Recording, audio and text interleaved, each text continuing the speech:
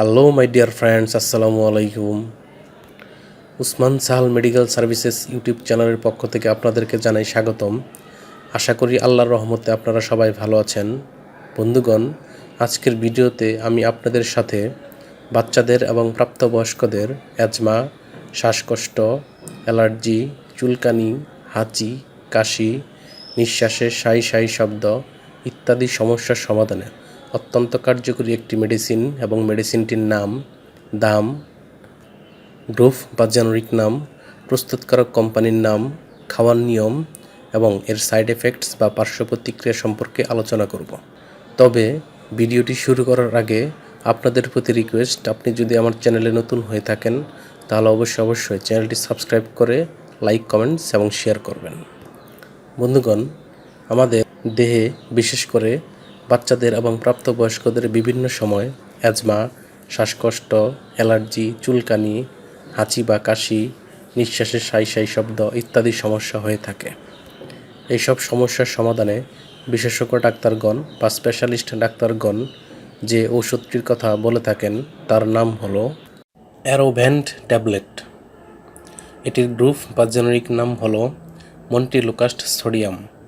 এটির উৎপাদনকারী প্রতিষ্ঠানের নাম হচ্ছে ওরিয়ন ফার্মা লিমিটেড। অ্যারোভ্যান্ট ট্যাবলেট শিশুদের জন্য যেটির মাত্রা 4 মিলিগ্রাম সেটির প্রতি পিসের দাম 8 টাকা এবং যেটির মাত্রা 5 মিলিগ্রাম সেটির প্রতি পিসের দাম 9 টাকা এবং প্রাপ্তবয়স্কদের জন্য যেটির মাত্রা 10 মিলিগ্রাম সেটির প্রতি পিসের দাম 17 টাকা। এটি খাওয়ার নিয়ম হচ্ছে 6 মাস থেকে 5 বছর বয়সী শিশুদের জন্য 4 মিলিগ্রামের একটি করে ট্যাবলেট দিনে একবার।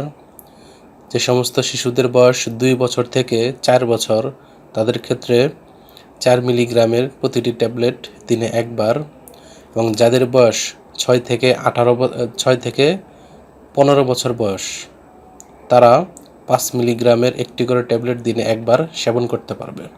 অন্যদিকে যাদের বয়স 15 বছর বা তার ঊর্ধ্বে তারা 10 মিলিগ্রামের একটি করে ট্যাবলেট দিনে একবার সেবন করতে পারবে।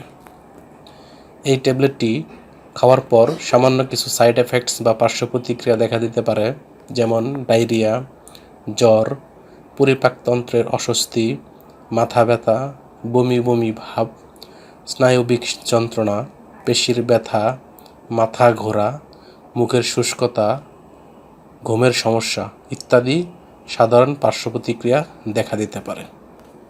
গর্ভাবস্থায় এবং স্তন্যদানকালীন সময়ে এই ঔষধটি সেবনের পূর্বে অবশ্যই রেজিস্টার্ড চিকিৎসক বা বিশেষজ্ঞ ডাক্তারের পরামর্শ নিয়ে এই ঔষধ সেবন করতে হবে।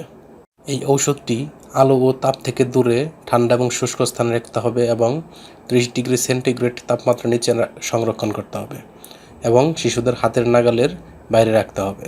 একই সাথে ঔষধটি ক্রয়ের পূর্বে অবশ্যই এর উৎপাদন তারিখ এবং মেয়াদ উত্তীর্ণের তারিখ দেখে নিতে হবে। ধন্যবাদ।